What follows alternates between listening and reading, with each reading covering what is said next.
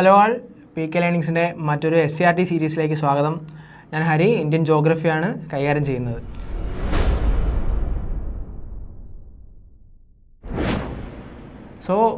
ഇന്ന് നമ്മൾ ഫിസിയോഗ്രഫിക് ഡിവിഷൻസിനെ പറ്റി ആ ഒരു ടോപ്പിക്കിലേക്ക് കടക്കുകയാണ്. അപ്പോൾ നമ്മൾ കഴിഞ്ഞ ക്ലാസ്സിലെ ഇന്ത്യ അടിസ്ഥാന വിവരങ്ങളെ പറ്റിയാണ് നമ്മൾ പഠിച്ചത്. അതെല്ലാവരും പഠിച്ചു എന്ന് വിചാരിക്കുന്നു. നമുക്ക് ഇന്ന് മറ്റൊരു ക്ലാസ്സിലേക്ക് പോവാം. ഇന്ത്യയുടെ ഫിസിയോഗ്രഫിക് ഡിവിഷൻസിലെ നോർത്തേൺ മൗണ്ടൻസ്, അതായത് ഉത്തര പർവ്വത മേഖലയെ പറ്റിയാണ് നമ്മൾ ഇന്ന് പഠിക്കാൻ വേണ്ടി പോകുന്നത്.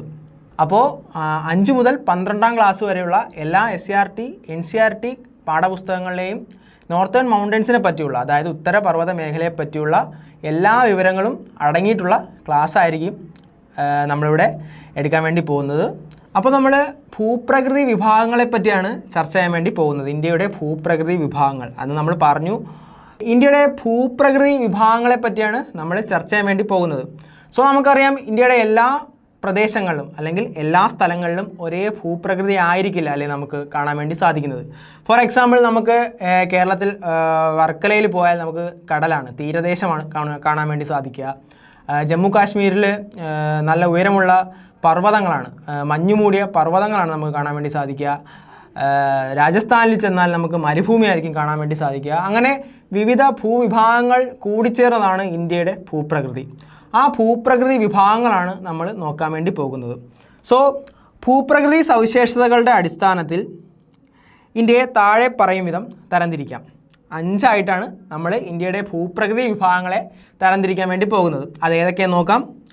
1, ഉത്തര പർവ്വത മേഖല അല്ലെങ്കിൽ നോർത്തേൺ മൗണ്ടൻസ് എന്ന് പറയുന്നു. 2, ഉത്തരേന്ത്യൻ സമതലം നോർത്തേൺ ഗ്രേറ്റ് പ്ലെയിൻസ് എന്ന് പറയുന്നു. 3, ഉപദ്വീപീയ പീഠഭൂമി പെനിൻസുലാർ പ്ലേറ്റ്യൂസ്. 4, ഇന്ത്യൻ മരുഭൂമി ഇന്ത്യൻ ഡെസേർട്ട്സ്. 5, തീരദേശങ്ങളും തീര സമതലങ്ങളും ദ്വീപുകളും. ഇങ്ങനെ 5 ആയിട്ടാണ്, പ്രധാനമായിട്ടും 5 ആയിട്ടാണ് ഇന്ത്യയുടെ ഭൂപ്രകൃതി വിഭാഗങ്ങളെ, ഇന്ത്യയുടെ ഫിസിയോഗ്രഫിയെ നമുക്ക് ഡിവിഷൻ ചെയ്യാൻ വേണ്ടി സാധിക്കുന്നത്, തരംതിരിക്കാൻ വേണ്ടി സാധിക്കുന്നത്. അതൊന്നുകൂടെ നമുക്ക് നോക്കാം. 1, ഉത്തര പർവ്വത മേഖല നോർത്തേൺ മൗണ്ടൻസ്. 2, ഉത്തരേന്ത്യൻ സമതലം നോർത്തേൺ ഗ്രേറ്റ് പ്ലെയിൻസ്. ഉപദ്വീപീയ പീഠഭൂമി പെനിൻസുലാർ പ്ലേറ്റു. ഇന്ത്യൻ മരുഭൂമി, തീരസമതലങ്ങളും ദ്വീപുകളും. ഇങ്ങനെ 5 ആയിട്ടാണ് നമ്മൾ ഇന്ത്യയുടെ ഭൂപ്രകൃതി വിഭാഗങ്ങളെ തരംതിരിച്ചിരിക്കുന്നത്. നമ്മുടെ NCERT 11ാം ക്ലാസ്സിലെ ടെസ്റ്റൊക്കെ നമ്മൾ റെഫർ ചെയ്താൽ ചിലപ്പം 6 ഡിവിഷൻസ് എന്നൊക്കെ നമുക്ക് കാണാൻ വേണ്ടി സാധിക്കും. അത് വേറൊന്നും കൊണ്ടല്ല, തീരസമതലങ്ങളെയും ദ്വീപുകളെയും 2ആയി തിരിച്ചാണ് അതിൽ എഴുതിയിരിക്കുന്നത്. പക്ഷേ നമുക്ക് 9ാം ക്ലാസ്സിലെ 1ാമത്തെ ചാപ്റ്റർ പ്രകാരം, ലോകത്തിൻ്റെ നെറുകയിൽ എന്ന ചാപ്റ്റർ പ്രകാരം പുതിയ മാറിയ പാഠപുസ്തകമാണ്. ആ ചാപ്റ്റർ പ്രകാരം നമുക്ക് 5 ആയിട്ട് തന്നെ തിരിക്കാം. അത് നമുക്ക് അങ്ങനെ തന്നെ പഠിക്കാം. ഒന്നുകൂടി പറയാം. ഉത്തര പർവ്വത മേഖല, ഉത്തരേന്ത്യൻ മഹാസമതലം, ഉപദ്വീപീയ പീഠഭൂമി, ഇന്ത്യൻ മരുഭൂമി, തീരസമതലങ്ങളും ദ്വീപുകളും. ഇവയാണ് ഇന്ത്യയുടെ പ്രധാന ഭൂപ്രകൃതി വിഭാഗങ്ങൾ എന്ന് പറയുന്നത്. ഇന്ത്യയുടെ ഭൂപ്രകൃതി വിഭാഗങ്ങളെ നിങ്ങൾക്ക് വേർതിരിച്ചൊന്ന് മനസ്സിലാക്കാൻ വേണ്ടിയിട്ട് നമുക്കൊരു മാപ്പ് ഇവിടെ ഉണ്ട്. നമുക്കിത് കാണാവുന്നതാണ്. ഈ ഒരു ഓറഞ്ച് കളറിൽ മാർക്ക് ചെയ്തിരിക്കുന്ന ഭാഗമാണ് നമ്മുടെ ഉത്തര പർവ്വത മേഖല, അതായത് നോർത്തേൺ മൗണ്ടൻസ്, ഉത്തര പർവ്വത മേഖല. നമ്മൾ ഈ ഒരു ക്ലാസ്സിൽ ഉത്തര പർവ്വത മേഖലയെ പറ്റിയായിരിക്കും ചർച്ച ചെയ്യാൻ വേണ്ടി പോകുന്നത്. ഒരു വലിയ ഒരു ടോപ്പിക്കാണ് ഉത്തര പർവ്വത മേഖല, തന്നെ ഒരു വലിയൊരു ടോപ്പിക്കാണ്. നമുക്കതിൻ്റെ ഡിവിഷൻസ് പഠിക്കണം, അതിൻ്റെ കാലാവസ്ഥ പഠിക്കണം, റീജിയണൽ ക്ലാസിഫിക്കേഷൻസ് പഠിക്കണം, വന്യജീവി സമ്പത്ത്, അങ്ങനെ തുടങ്ങിയ എല്ലാ ഡീറ്റെയിൽ ആയിട്ട് നമുക്ക് ചർച്ച ചെയ്യേണ്ടതുണ്ട്. 2 പാർട്ടായിട്ടായിരിക്കും നമ്മൾ പഠിക്കാൻ വേണ്ടി പോവുക. അപ്പോൾ നമ്മുടെ ഉത്തരപർവ്വത മേഖല നോർത്തേൺ മൗണ്ടൻസിനെ പറ്റിയാണല്ലേ ചർച്ച ചെയ്യുന്നത്. അപ്പോൾ ഈ ഓറഞ്ച് കളറിൽ മാർക്ക് ചെയ്തിരിക്കുന്ന ഈ ഒരു ഇന്ത്യയുടെ ഏറ്റവും വടക്ക് കിഴക്കായിട്ട് കാണപ്പെടുന്ന ഭൂവിഭാഗമാണ് നമ്മുടെ ഉത്തര പർവ്വത മേഖല അല്ലെങ്കിൽ നോർത്തേൺ മൗണ്ടൻസ് എന്ന് പറയുന്നത്. അതിനെ തൊട്ട് താഴെയായിട്ട് ഇതേ നമുക്ക് കാണാം ഉത്തരേന്ത്യൻ സമതലം, 2ാമത്തെ ഡിവിഷനായ ഉത്തരേന്ത്യൻ മഹാസമതലം. നമുക്ക് അതിന് തൊട്ട് തെക്കായിട്ട്, ഉത്തര പർവ്വത മേഖലയ്ക്ക് തൊട്ട് തെക്കായിട്ട് തൊട്ട് താഴെയായിട്ട് നമുക്ക് കാണാൻ വേണ്ടി സാധിക്കും. ഇവിടെ നമുക്ക് ഇന്ത്യയുടെ മരുഭൂമി, ഥാർ മരുഭൂമി, ഇന്ത്യയുടെ ഏറ്റവും വടക്ക് പടിഞ്ഞാറ് ഭാഗത്തായിട്ട് ഥാർ മരുഭൂമി കാണാൻ വേണ്ടി സാധിക്കും. അതുപോലെ തന്നെ ഉപദ്വീപീയ പീഠഭൂമി, നമുക്കറിയാം ഏകദേശം ഒരു ത്രികോണ ആകൃതിയിലാണ് നമ്മുടെ ഉപദ്വീപീയ പീഠഭൂമി സ്ഥിതി ചെയ്യുന്നത്. നമുക്ക് ഉപദ്വീപീയ പീഠഭൂമി കാണാം. അതേപോലെ തന്നെ ഇന്ത്യയുടെ തീരദേശം നമുക്ക് കാണാൻ വേണ്ടി സാധിക്കും. ഇവിടെ ഗുജറാത്ത് മുതൽ കിഴക്ക് പശ്ചിമ ബംഗാൾ വരെ നീണ്ടു കിടക്കുന്ന ഇന്ത്യയുടെ തീരദേശം കാണാൻ സാധിക്കും. അതുപോലെ തന്നെ ഇന്ത്യയുടെ ദ്വീപ സമൂഹങ്ങളായ ആൻഡമാൻ നിക്കോബാർ ദ്വീപുകളും ലക്ഷദ്വീപുകളും നമുക്ക് കാണാൻ വേണ്ടി സാധിക്കും. സോ ഇതാണ് നമ്മുടെ ഇന്ത്യ ഭൂപ്രകൃതി എന്ന് പറയുന്നത്.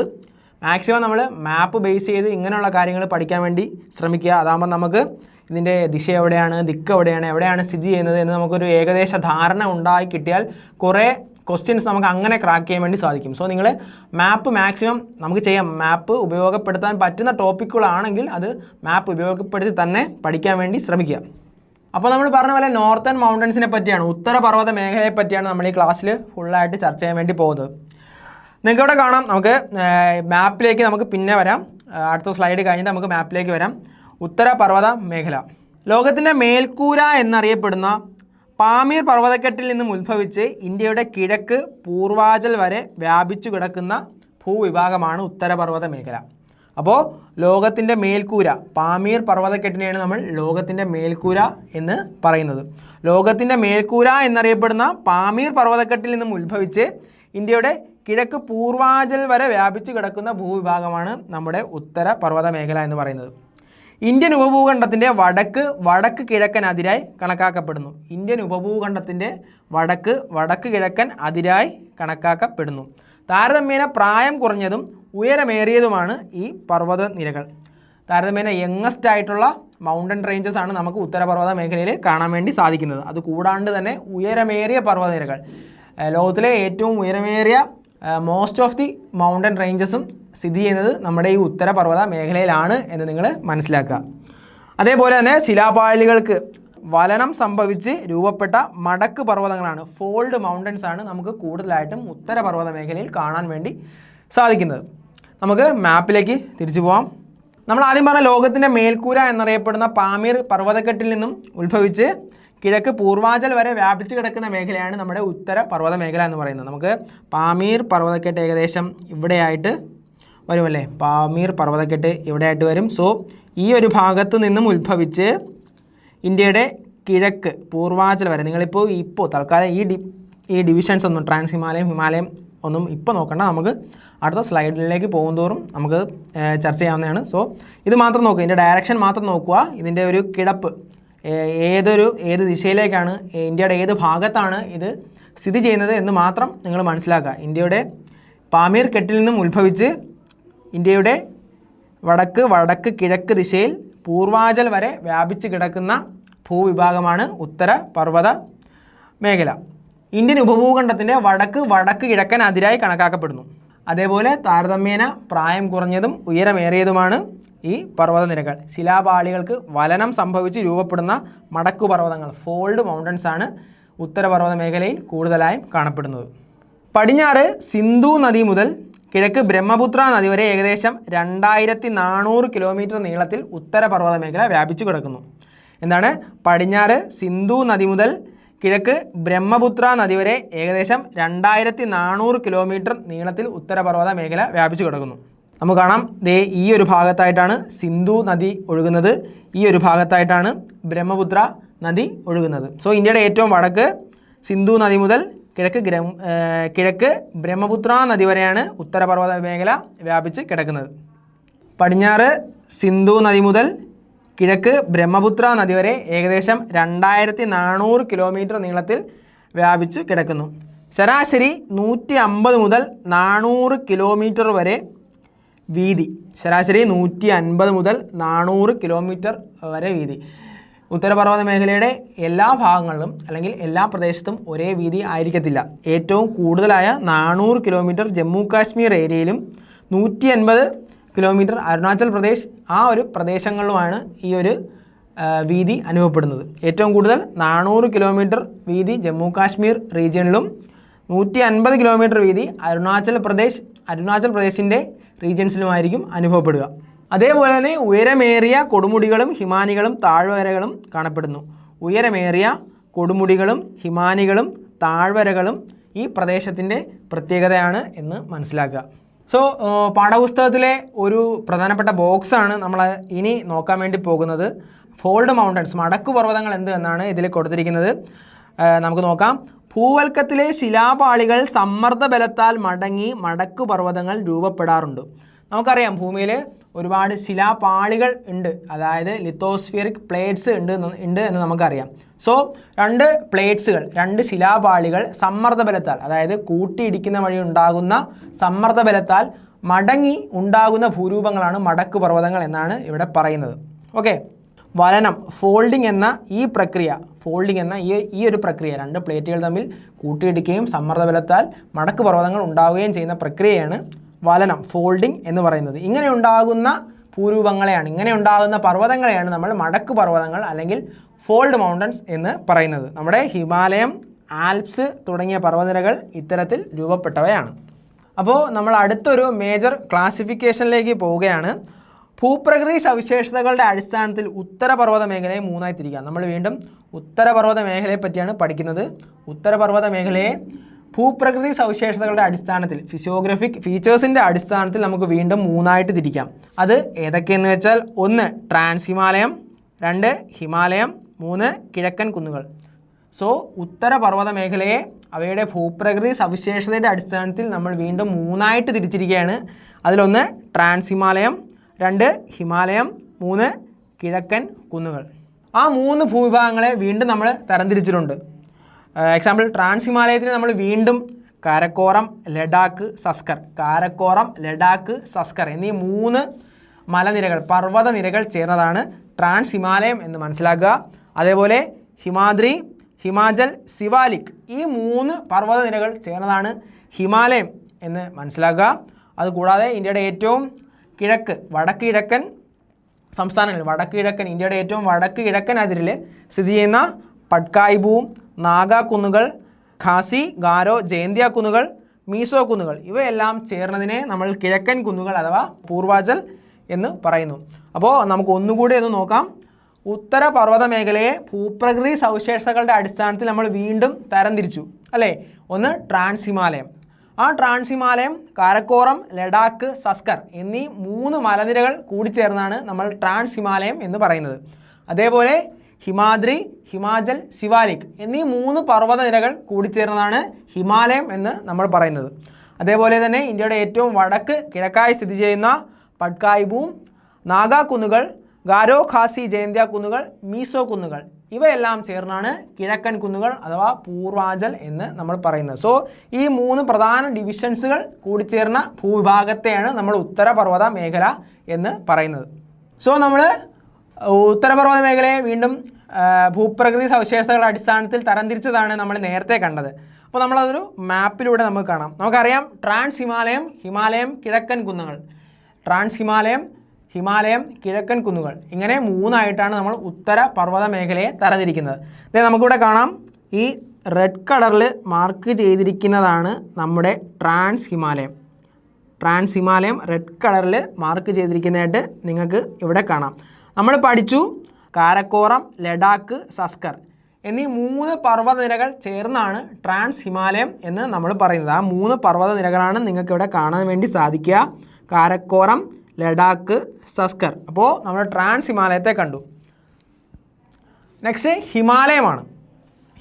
നമ്മൾ ഈ ഒരു പർപ്പിൾ അല്ലെങ്കിൽ വയലറ്റ് കളറിൽ മാർക്ക് ചെയ്തിരിക്കുന്ന ഇത്രയും നീളത്തിൽ ഇന്ത്യയുടെ വടക്ക് മുതൽ വടക്ക് കിഴക്കേ അറ്റം വരെ നീണ്ടു കിടക്കുന്ന ഭൂവിഭാഗമാണ് ഹിമാലയം. ആ ഹിമാലയത്തെയാണ് നമുക്കിവിടെ കാണാൻ വേണ്ടി സാധിക്കുക. ഈ കണ്ടിന്യൂസ് ആയിട്ടുള്ളതും ഡിസ്കണ്ടിന്യൂസ് ആയിട്ടുള്ളതും ഈ നീളം കൂടിയ ഭൂവിഭാഗമാണ് നമുക്ക് ഹിമാലയം എന്ന് പറയാൻ വേണ്ടി സാധിക്കുക. നമ്മൾ പഠിച്ചു ഹിമാദ്രി, ഹിമാചൽ, സിവാലിക് എന്നീ 3 പർവ്വത നിരകൾ നമുക്കിവിടെ കാണാൻ വേണ്ടി സാധിക്കും. ഇത് 3ഉം സമാന്തരങ്ങളായ പർവ്വത നിരകളാണ്. ഈ സമാന്തരങ്ങളായ 3 പർവ്വത നിരകൾ കൂടിച്ചേർന്ന ഭൂവിഭാഗത്തെയാണ് നമ്മൾ ഹിമാലയം എന്ന് പറയുന്നത്. അതായത് ഉത്തരപർവ്വത മേഖലയുടെ 2ാമത്തെ ക്ലാസിഫിക്കേഷൻ എന്ന് വേണ്ടി പറയുന്നത്. 3 നമുക്ക് കാണാം, ഈ പച്ച നിറത്തിൽ ഏറ്റവും കിഴക്കായിട്ട് മാർക്ക് ചെയ്യപ്പെട്ടിരിക്കുന്നതാണ് കിഴക്കൻ കുന്നുകൾ.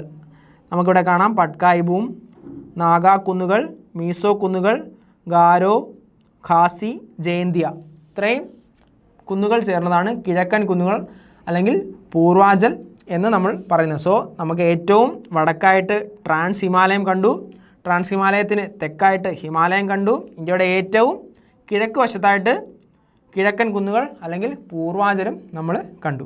അടുത്തതായിട്ട് ഉത്തരപർവ്വത മേഖലയുടെ പ്രധാനപ്പെട്ട 3 ഡിവിഷൻസിനെയും ഓരോന്നായിട്ട് നമ്മൾ പഠിക്കാൻ വേണ്ടി പോവുകയാണ്. അതിൽ ഒന്നാമത്തത് നമുക്കറിയാം ട്രാൻസ് ഹിമാലയം. കാരക്കോറം, ലഡാക്ക്, സസ്കർ മലനിരകൾ ചേർന്ന ഭൂവിഭാഗത്തെയാണ് നമ്മൾ ട്രാൻസ് ഹിമാലയം എന്ന് പറയുന്നത്. ട്രാൻസ് ഹിമാലയത്തെ പറ്റിയാണ് നമ്മൾ പഠിക്കാൻ വേണ്ടി പോവുക. ഏറ്റവും വടക്ക് കാണപ്പെടുന്ന ട്രാൻസ് ഹിമാലയം ടിബറ്റൻ ഹിമാലയം എന്നും അറിയപ്പെടുന്നു. അതായത് നമ്മുടെ ട്രാൻസ് ഹിമാലയത്തിലെ ഏറ്റവും പ്രധാനപ്പെട്ട ഒരു മലനിരയാണ് കാരക്കോറം നിര. ഈ കാരക്കോറം നിരയുടെ ടിബറ്റിലേക്കുള്ള ഒരു എക്സ്റ്റൻഷനാണ് നമ്മൾ കൈലാസ് നിരകൾ അല്ലെങ്കിൽ കൈലാഷ് നിരകൾ എന്ന് പറയുന്നത്. സോ കാരക്കോറം നിരയുടെ ടിബറ്റിലേക്കുള്ള എക്സ്റ്റൻഷനാണ് നമ്മുടെ ഈ കൈലാഷ് നിരകൾ. അതുകൊണ്ടാണ് ട്രാൻസ് ഹിമാലയത്തെ ടിബറ്റൻ ഹിമാലയം എന്ന് പറയപ്പെടാനും കാരണമായിട്ടുള്ളത്. ശരാശരി ഉയരം 3000 മീറ്ററാണ്. ശരാശരി 3000 മീറ്റർ ഉയരം. ഏകദേശം 40 കിലോമീറ്റർ വീതിയും 965 കിലോമീറ്റർ നീളവുമുണ്ട് ട്രാൻസ് ഹിമാലയത്തിന്. സോ ട്രാൻസ് ഹിമാലയത്തിന് 3000 മീറ്റർ ശരാശരി ഉയരവും ഏകദേശം 40 കിലോമീറ്റർ വീതിയും 965 കിലോമീറ്റർ നീളവുമുണ്ട്. നമ്മൾ കഴിഞ്ഞ ഇതുവരെയുള്ള പാഠപുസ്തകങ്ങളിലൊക്കെ വീതിയും നീളവും ഉയരം നമ്മൾ പഠിച്ചിട്ടുണ്ടാവും. നീളം, വീതി ഇങ്ങനെയുള്ള കാര്യങ്ങൾ സ്പെസിഫൈ ചെയ്ത് ഇതുവരെയും പഠിച്ചിട്ടില്ല. പക്ഷേ ഇപ്പോൾ മാറിയ പുതിയ ടെക്സ്റ്റ് ബുക്കുകളിലെല്ലാം ഈ പറയുന്ന ഏറ്റവും സ്പെസിഫിക് ആയിട്ടുള്ള ഇൻഫർമേഷൻ വരെ നമ്മൾ കൊടുത്തിട്ടുണ്ട്. അപ്പോൾ പല എക്സാംസിനും അത് ചോദിച്ചിട്ടുമുണ്ട്, ഇനിയും ചോദിക്കാൻ സാധ്യതയുള്ളതുമാണ്. അപ്പോൾ നമ്മൾ ഉറപ്പായിട്ടും പഠിക്കേണ്ടതാണ്. ഈ ഫിഗേഴ്സ് നമ്മൾ ഉറപ്പായിട്ടും എങ്ങനെയായാലും നമ്മൾ ഓർമ്മിച്ച് വയ്ക്കുക അല്ലെങ്കിൽ പഠിച്ചു വയ്ക്കുക. ഒന്നുകൂടി പറയാം. ഏറ്റവും വടക്ക് കാണുന്ന ട്രാൻസ് ഹിമാലയം ടിബറ്റൻ ഹിമാലയം എന്നും അറിയപ്പെടുന്നു. ശരാശരി 3000 മീറ്റർ ഉയരം, ഏകദേശം 40 കിലോമീറ്റർ വീതിയും 965 കിലോമീറ്റർ നീളവും ഉണ്ട്. കാരക്കോറം നിര ഹിമാലയ പർവ്വതത്തെ പാമീർ പർവ്വതക്കെട്ടുമായി ബന്ധിപ്പിക്കുന്നു. ഈ ട്രാൻസ് ഹിമാലയത്തിലെ ഏറ്റവും വടക്കുള്ള മലനിരകളായ ഈ കാരക്കോറം നിര ഹിമാലയ പർവ്വതത്തെ പാമീർ പർവ്വതക്കെട്ടുമായി ബന്ധിപ്പിക്കുന്നുണ്ട്. സോ ആ കാരക്കോറം നിരയുടെ ടിബറ്റിലേക്കുള്ള എക്സ്റ്റൻഷനാണ് കൈലാഷ് നിരകൾ എന്ന് പറയുന്നത്. അതുകൊണ്ട് തന്നെ നമ്മൾ ട്രാൻസ് ഹിമാലയത്തിനെ ടിബറ്റൻ ഹിമാലയം എന്നും അറിയപ്പെടുന്നു. അപ്പോൾ നമ്മൾ ട്രാൻസ് ഹിമാലയം എന്തെന്ന് കണ്ടു. കാരക്കോറം, ലഡാക്ക്, സസ്കർ നിരകൾ ചേർന്ന ട്രാൻസ് ഹിമാലയത്തിനെ നമ്മൾ പഠിച്ചു. രണ്ടാമത്തെ മേജർ ക്ലാസിഫിക്കേഷനായ ഹിമാലയത്തെ പറ്റിയാണ് നമ്മൾ ഇനി നോക്കാൻ വേണ്ടി പോകുന്നത്. ട്രാൻസ് ഹിമാലയത്തിന് തെക്കായി കിഴക്കോട്ട് വ്യാപിക്കുന്ന 3 സമാന്തര പർവ്വത നിരകളാണ് ഹിമാലയം. അതായത് ട്രാൻസ് ഹിമാലയത്തിന് തെക്ക് ദിശയിൽ കിഴക്കോട്ട് വ്യാപിക്കുന്ന 3 സമാന്തര പർവ്വത നിരകളാണ് ഹിമാലയം. നിങ്ങൾക്ക് മനസ്സിലായെന്ന് വിചാരിക്കുന്നു. നമുക്ക് കാണാം, ട്രാൻസ് ഹിമാലയത്തിന് തെക്കായിട്ട് കിഴക്ക് ദിശയിലേക്ക് വ്യാപിക്കുന്ന മലനിരകളാണ് ഹിമാലയം. അതേപോലെ തന്നെ നമുക്കിവിടെ കാണാൻ വേണ്ടി സാധിക്കും, ഹിമാദ്രി, ഹിമാചൽ, സിവാലിക് പർവ്വത നിരകൾ ചേർന്നതാണ് ഹിമാലയം. ഈ 3 സമാന്തര പർവ്വത നിരകൾ നമുക്ക് ഇവിടെ കാണാം. 3 സമാന്തരങ്ങളായ പർവ്വത നിരകളായ ഹിമാദ്രി, ഹിമാചൽ, സിവാലിക് ചേർന്നതാണ് ഹിമാലയം. നമ്മളിവിടെ കാണുന്ന പോലെ ഹിമാദ്രി എന്ന് പറയുന്നതാണ് നമ്മളിവിടെ കാണുന്ന ഈ കണ്ടിന്യൂസ് ആയിട്ടുള്ള മൗണ്ടൻ റേഞ്ച്. ഇവിടെ നമുക്ക് ഒരു വിടവും കാണാൻ വേണ്ടി സാധിക്കുന്നില്ല. ഈ കണ്ടിന്യൂസ് ആയിട്ടുള്ള മൗണ്ടൻ റേഞ്ചാണ് ഹിമാദ്രി. ഹിമാചലിലേക്ക് നോക്കിയാൽ ഈ പറയുന്ന ചെറിയ ചെറിയ വിടവുകൾ നമുക്ക് കാണാൻ വേണ്ടി സാധിക്കും. കുറച്ച് ഡിസ്കണ്ടിന്യൂസ് ആണ് നമ്മുടെ ഈ ഹിമാചൽ മലനിരകൾ. പക്ഷേ സിവാലിക്കിലേക്ക് വരുമ്പോൾ ഒരുപാട് വിടവുകൾ നമുക്കിവിടെ കാണാൻ വേണ്ടി സാധിക്കും. ഏറ്റവും ഡിസ്കണ്ടിന്യൂസ് ആയിട്ടുള്ള ഹിമാലയത്തിലെ ഏറ്റവും ഡിസ്കണ്ടിന്യൂസ് ആയിട്ടുള്ള മൗണ്ടൻ റേഞ്ചാണ് സിവാലിക്, ഏറ്റവും തെക്കായിട്ട് സ്ഥിതി ചെയ്യുന്ന സിവാലിക്. അപ്പോൾ ട്രാൻസ് ഹിമാലയത്തിന് തെക്കായി കിഴക്കോട്ട് വ്യാപിക്കുന്ന 3 സമാന്തര പർവ്വത നിരകളാണ് ഹിമാലയം. ഹിമാദ്രി, ഹിമാചൽ, സിവാലിക് എന്നിവയാണ് ഈ സമാന്തര പർവ്വത നിരകൾ. ഇവ 3 ചേർന്നാണ് നമ്മൾ ഹിമാലയം എന്ന് പറയുന്നത്. അടുത്തതായിട്ട് ഹിമാലയത്തിൻ്റെ പിറവിയെ പറ്റിയാണ്, ഹിമാലയം എങ്ങനെ ഉണ്ടായി എന്നതിനെ പറ്റിയാണ് നമ്മൾ നോക്കാൻ വേണ്ടി പോകുക. ഹിമാലയം എങ്ങനെ ഉണ്ടായി എന്നതിനെ പറ്റിയാണ് നമ്മൾ നോക്കാൻ വേണ്ടി പോകുന്നത്. ഹിമാലയത്തിൻ്റെ പിറവി. സംയോജക സീമകളിൽ ശിലാമണ്ഡല ഫലകങ്ങളുടെ സമ്മർദ്ദഫലമായി ശിലാപാളികൾക്ക് വലനം സംഭവിക്കാറുണ്ട്. എന്താണ് സംയോജക സീമകൾ? നമുക്ക് എന്താണെന്ന് നമുക്ക് നോക്കാം. അടുത്ത സ്ലൈഡിൽ ഉണ്ട്. സംയോജക സീമകളിൽ ശിലാമണ്ഡല ഫലകങ്ങളുടെ ലിത്തോസ്ഫിയറിക് പ്ലേറ്റ്സ് സമ്മർദ്ദഫലമായി ശിലാമണ്ഡല ഫലകങ്ങളുടെ സമ്മർദ്ദഫലമായി ശിലാപാളികൾക്ക് വലനം സംഭവിക്കാറുണ്ട്. ഇതുമൂലം രൂപപ്പെടുന്ന പർവ്വതങ്ങളാണ് മടക്ക് പർവ്വതങ്ങൾ. നമ്മൾ നേരത്തെ മടക്ക് പർവ്വതങ്ങൾ എന്താണ്, എങ്ങനെയാണ് ഉണ്ടാകുന്നത് എന്ന് പറഞ്ഞ അതേ പോയിൻ്റാണ്. സംയോജക സീമകളിൽ ശിലാമണ്ഡല ഫലകങ്ങളുടെ സമ്മർദ്ദഫലമായി ശിലാപാളികൾക്ക് വലനം സംഭവിക്കാറുണ്ട്. ഇതുമൂലം ഉണ്ടാകുന്ന ഭൂരൂപങ്ങളാണ് മടക്ക് പർവ്വതങ്ങൾ എന്ന് അറിയപ്പെടുന്നത്. ഏകദേശം 150-160 ദശലക്ഷം വർഷങ്ങൾക്ക് മുമ്പ് ഉപദ്വീപീയ ഇന്ത്യയും ആസ്ട്രേലിയൻ വൻകരയും ഉൾപ്പെടുന്ന ഇന്ത്യൻ ഫലകത്തിൻ്റെ സ്ഥാനം ദക്ഷിണാർദ്ധ ഗോളത്തിലായിരുന്നു. നിങ്ങൾക്ക് ചിത്രത്തിൽ കാണാൻ സാധിക്കുന്ന പോലെ ഇതാണ് നമ്മുടെ ഇക്വേറ്റർ. 0 ഡിഗ്രി അക്ഷാംശരേഖയായ ഇക്വേറ്റർ ഇതാണ്. അതായത് ഇന്ത്യൻ ഫലകം ദശലക്ഷക്കണക്കിന് വർഷങ്ങൾക്ക് മുമ്പ് ദക്ഷിണാർദ്ധ ഗോളത്തിലായിരുന്നു. അതായത് 0 ഡിഗ്രി അക്ഷാംശത്തിന് തെക്ക് ഭാഗത്തുള്ള അർദ്ധഗോളമായ ദക്ഷിണാർദ്ധ ഗോളത്തിലായിരുന്നു എന്നാണ് പറയുന്നത്. സോ നമുക്കിപ്പോൾ അറിയാം നമ്മൾ ഇന്ത്യ ഉൾപ്പെടുന്ന നമ്മുടെ ഇന്ത്യൻ ഉപഭൂഖണ്ഡം ഉത്തരാർദ്ധ ഗോളത്തിലാണ് സ്ഥിതി ചെയ്യുന്നത് എന്ന് നമുക്കറിയാം. ഏകദേശം 150 മുതൽ 160 ദശലക്ഷം വർഷങ്ങൾക്ക് മുമ്പ് ഉപദ്വീപീയ ഇന്ത്യയും ഏകദേശം 150 മുതൽ 160 ദശലക്ഷം വർഷങ്ങൾക്ക് മുമ്പ് ഉപദ്വീപീയ ഇന്ത്യയും ആസ്ട്രേലിയൻ വൻകരയും ഉൾപ്പെടുന്ന ഇന്ത്യൻ ഫലകത്തിൻ്റെ സ്ഥാനം ദക്ഷിണാർദ്ധ ഗോളത്തിലായിരുന്നു. പിന്നീട് ഇത് വടക്കോട്ട് നീങ്ങി യുറേഷ്യൻ ഫലകത്തിനടുത്തു വന്നപ്പോൾ ഈ രണ്ട് ഫലകങ്ങളുടെയും ഇടയിൽ നിലകൊണ്ടിരുന്ന തെത്തിസ് സമുദ്രത്തിൻ്റെ അടിത്തട്ട് മടങ്ങി ഉയർന്നു വരാൻ വേണ്ടി തുടങ്ങി. ഓക്കെ, അപ്പോൾ നമ്മൾ പറഞ്ഞത് നമ്മുടെ ഇന്ത്യൻ ഫലകം ദശലക്ഷക്കണക്കിന് വർഷങ്ങൾക്ക് മുമ്പ് ദക്ഷിണാർദ്ധ ഗോളത്തിലായിരുന്നു എന്നാണ് നമ്മൾ ആദ്യം പറഞ്ഞത്. അത് പിന്നീട് പിൽക്കാലത്ത് വടക്കോട്ട് നീങ്ങി ഈ കാണുന്ന യുറേഷ്യൻ പ്ലേറ്റ്, ഇത് നമുക്കറിയാം ഇക്വേറ്ററാണ്, ഭൂമധ്യരേഖയാണ്. ദക്ഷിണാർദ്ധ ഗോളത്തിലായിരുന്ന ഇന്ത്യൻ പ്ലേറ്റ് വടക്കോട്ട് നീങ്ങി എന്നാണ് പറയുന്നത്. വടക്കോട്ട് അതിന് മൂവ്മെൻറ്റ്, ചലനമുണ്ടായി എന്നാണ് പറഞ്ഞത്. സോ വടക്കോട്ട് ഇന്ത്യൻ ഫലകം നീങ്ങി യുറേഷ്യൻ പ്ലേറ്റുമായി കൂട്ടിയിടിച്ചാണ് ഹിമാലയ പർവ്വതം. അപ്പോൾ ഇന്ത്യൻ ഫലകം ഇത്, യുറേഷ്യൻ ഫലകം ഇത്. നമുക്കറിയാം ഇപ്പോൾ നമ്മൾ ഉത്തരാർദ്ധ ഗോളത്തിലാണ് എന്ന് നമുക്കറിയാം. പക്ഷേ പണ്ട് ഇന്ത്യൻ ഫലകം ദക്ഷിണാർദ്ധ ഗോളത്തിലായിരുന്നു. അത് പിന്നീട് വടക്കോട്ട് നീങ്ങി യുറേഷ്യൻ ഫലകത്തിൽ വന്നിടിക്കുകയും അവിടെ ഉണ്ടായിരുന്ന ടെത്തിസ് സമുദ്രം അപ്രത്യക്ഷമാവുകയും അങ്ങനെയാണ് ഹിമാലയ പർവ്വതം രൂപപ്പെടുകയും ചെയ്തത് എന്നാണ് നമ്മൾ പറയുന്നത്. നമുക്കിവിടെ കാണാം, ഇത് ഇന്ത്യൻ ഫലകം, യുറേഷ്യൻ ഫലകം, ടെത്തിസ് സീ നമുക്കിവിടെ കാണാവുന്നതാണ്. ഇന്ത്യൻ ഫലകം വന്ന് യുറേഷ്യൻ ഫലകത്തിലേക്ക് കൂട്ടിയിടിക്കുകയും ടെത്തിസ് കടലിൻ്റെ അടിത്തട്ട് മടങ്ങി ഒരു പുതിയ ഭൂരൂപം ഉണ്ടാവുകയും ചെയ്യുന്നു. ഒന്നുകൂടെ പറയാം, ഇന്ത്യൻ ഫലകം നമുക്കിവിടെ കാണാം, യുറേഷ്യൻ ഫലകവും കാണാം. ഈ രണ്ട് പ്ലേറ്റ്സും തമ്മിൽ കൂട്ടിയിടിച്ച് അവിടെ ഉണ്ടായിരുന്ന ടെത്തിസ് സമുദ്രത്തിൻ്റെ അടിത്തട്ട് മടങ്ങി ഉണ്ടായ ഭൂരൂപമാണ് ഹിമാലയം. സോ ഇന്ത്യൻ ഫലകം, യുറേഷ്യൻ ഫലകം ഇത് രണ്ടും തമ്മിൽ കൂട്ടിയിടിക്കുന്നു. അവിടെ ഉണ്ടായിരുന്ന ഒരു സമുദ്രമായിരുന്നു ടെത്തിസ് സീ. ഈ ടെത്തിസ് സമുദ്രത്തിൻ്റെ അടിത്തട്ട് മടങ്ങി ഉണ്ടായ പുതിയ ഭൂരൂപമാണ് ഹിമാലയ പർവ്വതം. ഇങ്ങനെയാണ് ഹിമാലയ പർവ്വതം ഉണ്ടായത്. നമുക്കൊന്നുകൂടെ പറയാം, സംയോജക സീമകളിൽ ശിലാമണ്ഡല ഫലകങ്ങളുടെ സമ്മർദ്ദ ഫലമായി ശിലാപാളികൾക്ക് വലനം അല്ലെങ്കിൽ ഫോൾഡിംഗ് സംഭവിക്കാറുണ്ട്. ഇതുമൂലം ഉണ്ടാകുന്ന പർവ്വതനിരകളാണ് മടക്ക് പർവ്വതങ്ങൾ. നമ്മൾ നേരത്തെ പറഞ്ഞ പോലെ ഏകദേശം 150 മുതൽ 160 ദശലക്ഷം വർഷങ്ങൾക്ക് മുമ്പ് ഉപദ്വീപീയ ഇന്ത്യയും ആസ്ട്രേലിയൻ വൻകരയും ഉൾപ്പെടുന്ന ഇന്ത്യൻ ഫലകത്തിൻ്റെ സ്ഥാനം ദക്ഷിണാർദ്ധ ഗോളത്തിലായിരുന്നു. അത് പിന്നീട് വടക്കോട്ട് നീങ്ങി യുറേഷ്യൻ ഫലകത്തിനടുത്ത് വന്നപ്പോൾ ഈ രണ്ട് ഫലകങ്ങളുടെയും ഇടയിൽ നിലകൊണ്ടിരുന്ന ടെത്തിസ് സമുദ്രത്തിൻ്റെ അടിത്തട്ട് മടങ്ങിയാണ് ഇന്ന് കാണുന്ന ഹിമാലയ പർവ്വതം ഉണ്ടായത് എന്ന് മനസ്സിലാക്കുക. അതേപോലെ തന്നെ ഭൗമ ശിലാപാളികളുടെ ചലനം മൂലം ഹിമാലയം ഇന്നും വളർന്നുകൊണ്ടിരിക്കുന്നു എന്നും മനസ്സിലാക്കുക. സോ SCERT ചാപ്റ്ററിലെ ഒരു രണ്ട് പ്രധാനപ്പെട്ട ബോക്സുകളാണ് നമ്മൾ ഇവിടെ നോക്കാൻ വേണ്ടി പോകുന്നത്. ശിലാമണ്ഡല ഫലകങ്ങൾ, അതായത് ടെക്ടോണിക് പ്ലേറ്റ്സ് എന്താണെന്നാണ് ഇവിടെ പറയുന്നത്. ഭൂവൽക്കവും മാൻഡിലിൻ്റെ മുകൾ ഭാഗവും ചേർന്നതാണ് ശിലാമണ്ഡലം. അപ്പോൾ ടെക്ടോണിക് പ്ലേറ്റ്സ്, ശിലാമണ്ഡല ഫലകങ്ങൾ എന്താണെന്ന് നമുക്ക് നോക്കാം. ഭൂവൽക്കവും മാൻഡിലിൻ്റെ മുകൾ ഭാഗവും ചേർന്നതാണ് ശിലാമണ്ഡലം, അതായത് ലിത്തോസ്ഫിയർ. ഭൂവൽക്കവും നമ്മുടെ ക്രസ്റ്റും മാൻഡിലിൻ്റെ മുകൾ ഭാഗവും ചേർന്നതാണ് ശിലാമണ്ഡലം അഥവാ ലിത്തോസ്ഫിയർ. ശിലാമണ്ഡലം ചെറുതും വലുതുമായ കഷ്ണങ്ങളായാണ് നിലകൊള്ളുന്നത്. അനേകായിരം കിലോമീറ്റർ വിസ്തൃതിയും ഏകദേശം 100 കിലോമീറ്റർ വരെ കനവുമുള്ള ഈ ശിലാമണ്ഡല ഭാഗങ്ങളെയാണ് ശിലാമണ്ഡല ഫലകങ്ങൾ, അതായത് ടെക്ടോണിക് പ്ലേറ്റ്സ് എന്ന് പറയുന്നത്.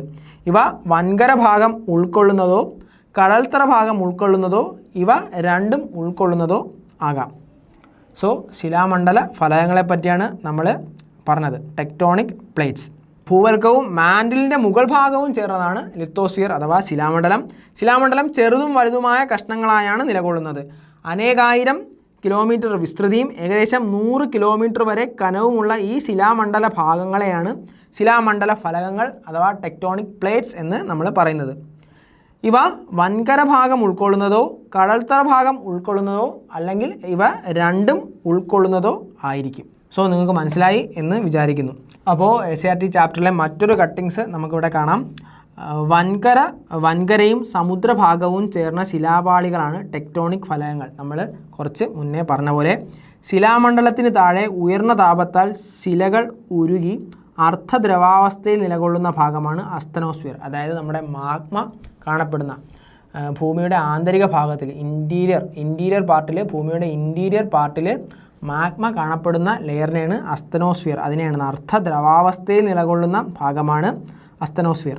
അതായത് വൻകരയും സമുദ്രഭാഗവും ചേർന്ന ശിലാപാളികളാണ് ടെക്ടോണിക് ഫലകങ്ങൾ, ടെക്ടോണിക് പ്ലേറ്റ്സ്. നമ്മൾ പറഞ്ഞ പോലെ ശിലാമണ്ഡലത്തിന് താഴെ ഉയർന്ന താപത്താൽ ശിലകൾ ഉരുകി അർദ്ധദ്രവാവസ്ഥയിൽ നിലകൊള്ളുന്ന ഭാഗമാണ് അസ്തനോസ്ഫിയർ. അതായത് മാഗ്മ കാണപ്പെടുന്ന ഭാഗമാണ് അസ്തനോസ്ഫിയർ എന്ന് മനസ്സിലാക്കുക.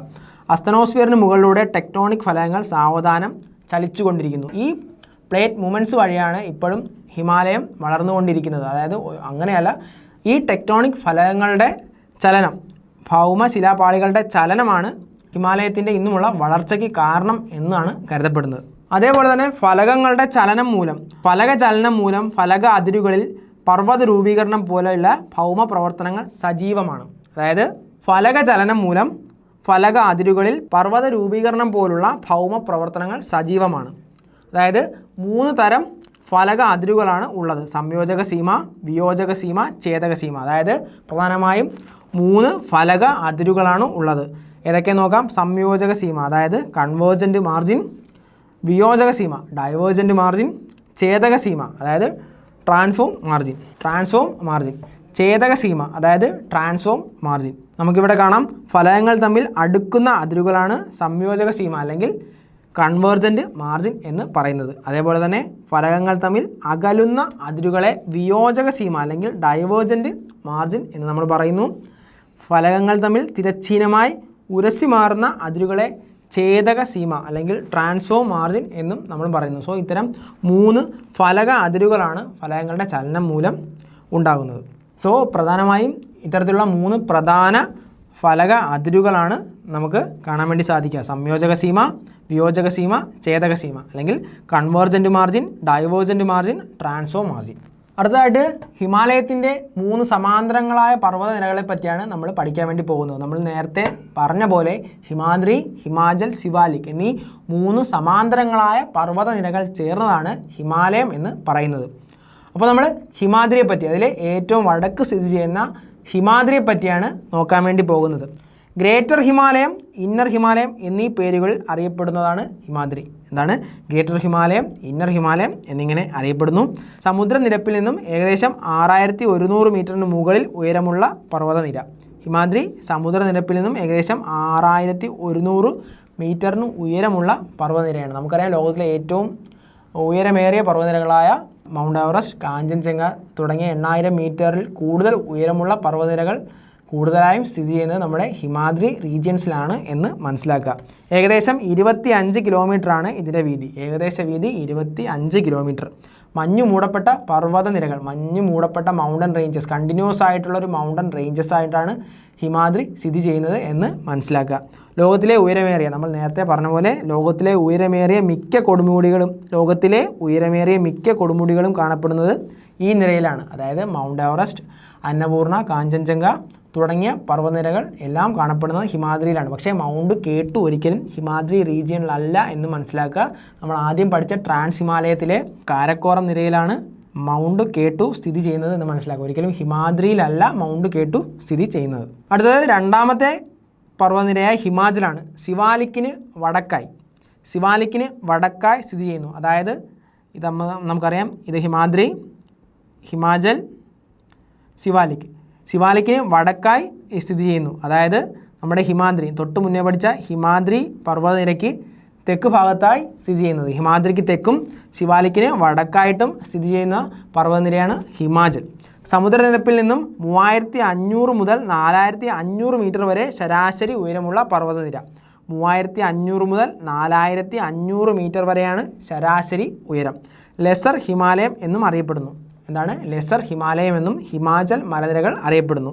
ഏകദേശം 60 മുതൽ 80 കിലോമീറ്റർ വരെ വീതിയാണ് ഹിമാചൽ മലനിരകൾക്കായി ഉള്ളത്. ഏകദേശം 60 മുതൽ 80 കിലോമീറ്റർ വരെ വീതിയിൽ ഹിമാചൽ മലനിരകൾ കാണപ്പെടുന്നു. നമുക്ക് പരിചിതമായ നമുക്ക് എത്തിപ്പെടാൻ പറ്റുന്ന മേജർ സുഖവാസ കേന്ദ്രങ്ങളായ സൗറി, നൈനിറ്റാൾ, ഷിംല, ഡാർജിലിംഗ് തുടങ്ങിയ എല്ലാ സുഖവാസ കേന്ദ്രങ്ങളും കാണപ്പെടുന്നത് ഈ ഹിമാചൽ റീജിയനിലാണ്. നമുക്കറിയാം ഹിമാദ്രിയിലേക്ക് പോകുമ്പോൾ ഒരുപാട് ഉയരമേറിയ ഭൂപ്രകൃതിയാണ്. അതുകൊണ്ട് സുഖവാസ കേന്ദ്രങ്ങളെല്ലാം സ്ഥിതി ചെയ്യുന്നത് ഹിമാചൽ മേഖലയിലാണ് എന്നും മനസ്സിലാക്കുക. അടുത്തത് മൂന്നാമത്തെ ക്ലാസിഫിക്കേഷനായ സിവാലിക്. ഹിമാലയ നിരകളിൽ ഏറ്റവും തെക്കായി സ്ഥിതി ചെയ്യുന്നു. ഹിമാലയ നിരകളിൽ ഏറ്റവും തെക്കായി സ്ഥിതി ചെയ്യുന്നു. ഗംഗാ സമതലത്തിന് അതിരായി നിലകൊള്ളുന്ന പർവ്വതനിര. നമുക്കറിയാം ഉത്തര പർവ്വത മേഖലയാണ് ഇന്ത്യയുടെ ഏറ്റവും വടക്കുള്ള ഭൂപ്രകൃതി മേഖല.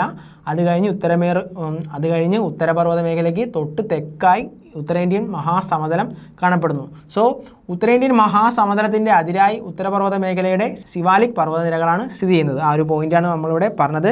ഗംഗാ സമതലത്തിന് അതിരായി നിലകൊള്ളുന്നതുമായ പർവ്വതനിരയാണ് സിവാലിക് പർവ്വതനിരകൾ. സിവാലിക് നിരയ്ക്ക് ഏകദേശം 60 മുതൽ 150 കിലോമീറ്റർ വരെ വീതിയുണ്ട്. 60 മുതൽ 150 കിലോമീറ്റർ വരെ വീതി. ഹിമാലയത്തിൻ്റെ ഏറ്റവും പുറമേയുള്ള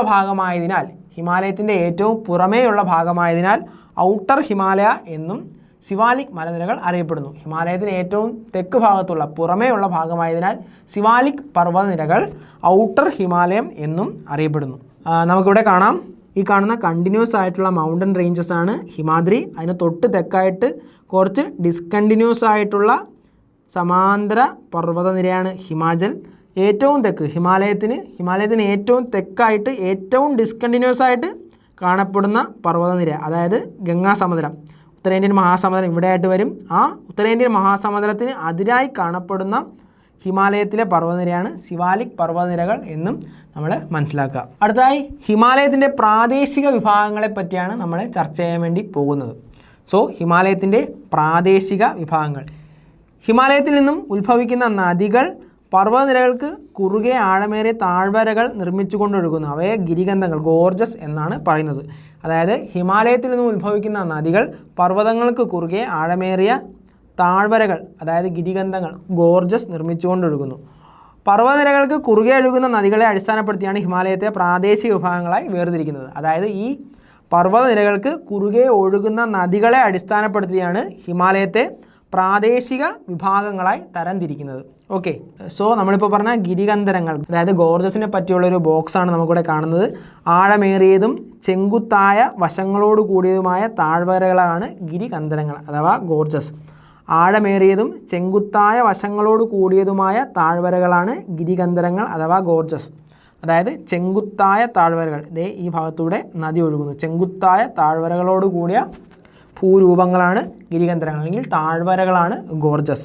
സിന്ധു, ഗംഗ, സത്ലജ് തുടങ്ങിയ ഹിമാലയൻ നദികൾ അപരദനത്തിലൂടെ ഹിമാലയ പർവ്വതനിരയ്ക്ക് കുറുകെ ഗിരികന്ധരങ്ങൾ സൃഷ്ടിക്കുന്നു അഥവാ ഗോർജസ് സൃഷ്ടിക്കുന്നു.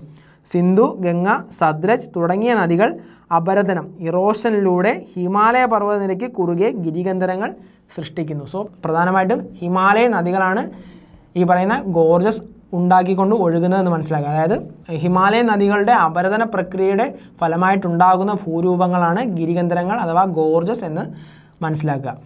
സോ ഹിമാലയ പർവ്വതനിരകൾക്ക് കുറുകെ ഒഴുകുന്ന നദികളെ അടിസ്ഥാനപ്പെടുത്തിയാണ് ഹിമാലയത്തെ നമ്മൾ പ്രാദേശികമായിട്ട് തരംതിരിച്ചിരിക്കുന്നത് എന്ന് പറഞ്ഞിട്ടുണ്ട്. അപ്പോൾ പടിഞ്ഞാറൻ ഹിമാലയം, ആ നദികളെ അടിസ്ഥാനമാക്കിയിട്ടുള്ള പ്രാദേശിക വിഭാഗങ്ങൾ ഏതൊക്കെയാണ് എന്ന് നമുക്ക് നോക്കാം.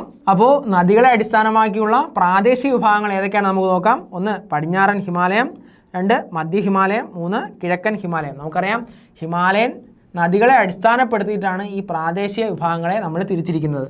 അതിൽ 1 പടിഞ്ഞാറൻ ഹിമാലയം, 2 മധ്യ ഹിമാലയം, 3 കിഴക്കൻ ഹിമാലയം. സിന്ധു, കാളി നദികൾക്കിടയിലുള്ള ഹിമാലയ പ്രദേശത്തെയാണ് നമ്മൾ പടിഞ്ഞാറൻ ഹിമാലയം എന്ന് വിളിക്കുന്നത്. ഏതൊക്കെ നദികളാണ്? സിന്ധു, കാളി നദികൾക്കിടയിലുള്ള ഹിമാലയ മേഖലയാണ് പടിഞ്ഞാറൻ ഹിമാലയം എന്ന് നമ്മൾ അറിയപ്പെടുന്നത്, എന്ന് നമ്മൾ വിളിക്കുന്നത്. അതേപോലെ തന്നെ മധ്യ ഹിമാലയം കാളി തീസ്ത നദികൾക്കിടയിൽ സ്ഥിതി ചെയ്യുന്നു. മധ്യ ഹിമാലയം കാളി തീസ്ത നദികൾക്ക്.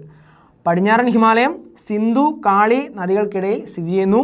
മധ്യ ഹിമാലയം കാളി തീസ്ത നദികൾക്കിടയിൽ സ്ഥിതി ചെയ്യുന്നു. അതേപോലെ തന്നെ കിഴക്കൻ ഹിമാലയം തീസ്ത ബ്രഹ്മപുത്ര നദികൾക്കിടയിൽ സ്ഥിതി ചെയ്യുന്നു. അപ്പോൾ ഒന്നുകൂടെ പറയാം, ഹിമാലയൻ നദികളെ അടിസ്ഥാനമാക്കിയാണ് നമ്മൾ ഹിമാലയത്തെ പ്രാദേശിക വിഭാഗങ്ങളായി തരംതിരിച്ചിരിക്കുന്നത്. അതിലൊന്നാണ് പടിഞ്ഞാറൻ ഹിമാലയം, മധ്യ ഹിമാലയം, കിഴക്കൻ ഹിമാലയം. പടിഞ്ഞാറൻ ഹിമാലയം, മധ്യ ഹിമാലയം, കിഴക്കൻ ഹിമാലയം എന്നിങ്ങനെ 3 പ്രാദേശിക വേർതിരിവുകളാണ് ഹിമാലയത്തിനുള്ളത്. അപ്പോൾ പടിഞ്ഞാറൻ ഹിമാലയം സിന്ധു കാളി നദികൾക്കിടയിൽ സ്ഥിതി ചെയ്യുന്നു. മധ്യ ഹിമാലയം കാളി തീസ്ത നദികൾക്കിടയിൽ സ്ഥിതി ചെയ്യുന്നു. കിഴക്കൻ ഹിമാലയം തീസ്ത ബ്രഹ്മപുത്ര നദികൾക്കിടയിൽ സ്ഥിതി ചെയ്യുന്നു. ഹിമാലയ പർവ്വതനിരയുടെ പ്രാദേശിക വിഭാഗങ്ങളാണ് നമ്മൾ നോക്കുന്നത്. ഒരു മാപ്പിൻ്റെ സഹായത്തോടെ നമുക്ക് ഒന്നുകൂടി മനസ്സിലാക്കാം. നമ്മൾ പഠിച്ചു പടിഞ്ഞാറൻ ഹിമാലയം, മധ്യ ഹിമാലയം, കിഴക്കൻ ഹിമാലയം എന്നിങ്ങനെ 3 പ്രാദേശിക വേർതിരിവുകളാണ് ഹിമാലയത്തിനുള്ളത്. നമ്മൾ ആദ്യം പിടിച്ചു പടിഞ്ഞാറൻ ഹിമാലയം. ദേ ഈ പച്ച നിറത്തിൽ കാണപ്പെടുന്ന, ഈ ഗ്രീൻ കളറിൽ കാണപ്പെടുന്ന ഏരിയയാണ് പടിഞ്ഞാറൻ ഹിമാലയം എന്ന് മനസ്സിലാക്കുക. ഇതാണ് സിന്ധു നദി. നമ്മൾ നേരത്തെ പഠിച്ചു സിന്ധു നദിക്കും കാളി നദിക്കും, കാളി നദി ഉത്തരാഖണ്ഡിൻ്റെ ഈ ഒരു സൈഡിൽ കൂടി ഒഴുകുന്ന നദിയാണ് കാളി നദി എന്ന് മനസ്സിലാക്കുക. ഈ സിന്ധു നദിക്കും കാളി നദിക്കും ഇടയിലുള്ള ഹിമാലയ പ്രദേശത്തെയാണ്, ഈ ഒരു പച്ച കളറിൽ മാർക്ക് ചെയ്യപ്പെട്ടിരിക്കുന്ന ഹിമാലയ പ്രദേശത്തെയാണ് നമ്മൾ പടിഞ്ഞാറൻ ഹിമാലയം എന്ന് പറയുന്നത്. അതേപോലെ തന്നെ തീസ്ത നദി നമുക്കിവിടെ കാണാം, ബ്രഹ്മപുത്ര നദി നമുക്കിവിടെ കാണാം.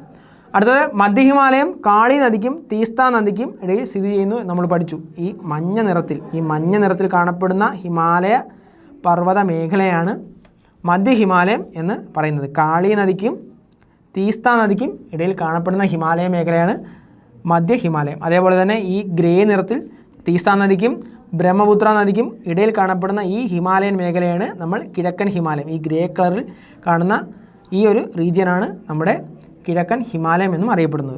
അപ്പോൾ ഒന്നുകൂടെ പറയാം, സിന്ധു നദിക്കും കാളി നദിക്കും ഇടയിൽ കാണപ്പെടുന്ന ഹിമാലയ പ്രദേശത്തെ അല്ലെങ്കിൽ ഹിമാലയ മേഖലയെ നമ്മൾ പടിഞ്ഞാറൻ ഹിമാലയം എന്ന് പറയുന്നു. കാളി നദിക്കും തീസ്ത നദിക്കും ഇടയിൽ കാണപ്പെടുന്ന ഹിമാലയ മേഖലയെ നമ്മൾ മധ്യ ഹിമാലയം എന്ന് പറയുന്നു. തീസ്ത നദിക്കും ബ്രഹ്മപുത്ര നദിക്കും ഇടയിൽ കാണപ്പെടുന്ന ഹിമാലയ മേഖലയെ നമ്മൾ കിഴക്കൻ ഹിമാലയം എന്നും പറയുന്നു. ഇങ്ങനെയുള്ള 3 പ്രധാനപ്പെട്ട പ്രാദേശികമായ വേർതിരിവുകളാണ് നമുക്ക് ഹിമാലയത്തിന് പറയാൻ വേണ്ടിയിട്ടുള്ളത്. അപ്പോൾ നമ്മൾ ഹിമാലയത്തിൻ്റെ പ്രാദേശിക വേർതിരിവുകളെ പറ്റിയും പറഞ്ഞു. ഹിമാലയത്തിലൂടെ ഒഴുകുന്ന നദികളെ അടിസ്ഥാനപ്പെടുത്തിയുള്ള പ്രാദേശികമായ വേർതിരിവുകളെ പറ്റിയാണ് നമ്മൾ ഇപ്പോൾ പറഞ്ഞു നിർത്തിയത്. സോ ഇത്രയും കാര്യങ്ങളാണ് നമുക്ക് ആദ്യത്തെ പാർട്ടിൽ ചർച്ച ചെയ്യാൻ വേണ്ടിയിട്ടുള്ളത്, ആദ്യത്തെ പാർട്ടിൽ പഠിക്കാൻ വേണ്ടിയിട്ടുള്ളത്. നമ്മൾ ആദ്യമേ പറഞ്ഞ പോലെ വളരെ ലെങ്തി ആയിട്ടുള്ള ഒരു ടോപ്പിക്കാണ് ഫിസിയോഗ്രഫി. അതിലെ ഏറ്റവും ലെങ്തി ആയിട്ടുള്ള ഒരു ആദ്യത്തെ ഫിസിയോഗ്രഫിക് ഡിവിഷനാണ്, ഭൂപ്രകൃതി വിഭാഗമാണ് നമ്മുടെ ഉത്തരപർവ്വത മേഖല അല്ലെങ്കിൽ നോർത്തേൺ മൗണ്ടൻസ്. ആ നോർത്തേൺ മൗണ്ടൻസിൻ്റെ ഉത്തരപർവ്വത മേഖലയുടെ അല്ലെങ്കിൽ ആ ഉത്തരപർവ്വത മേഖലയുടെ ഒരു സബ് ഡിവിഷനായ ഹിമാലയത്തിൻ്റെ പ്രാദേശിക വേർതിരിവുകളെ പറ്റി, പ്രാദേശിക വിഭാഗങ്ങളെ പറ്റിയാണ് നമ്മൾ പറഞ്ഞു നിർത്തിയിരിക്കുന്നത്. അതുകൊണ്ട് പ്രാദേശിക വിഭാഗങ്ങളെ പറ്റിയാണ് നമ്മൾ പറഞ്ഞ് ഈ ഒരു ക്ലാസ്സിൽ നിർത്തിയിരിക്കുന്നത്. സോ അടുത്ത ക്ലാസ്സിൽ നമുക്ക് അതിൻ്റെ ബാക്കി ടോപ്പിക്സിലേക്ക്, കണ്ടിന്യൂസ് ആയിട്ടുള്ള ബാക്കി ടോപ്പിക്സിലേക്ക് നമുക്ക് കടക്കാം. സോ ഇന്ന് നമുക്ക് ഇവിടെ വെച്ച് അവസാനിപ്പിക്കാം. Thank you.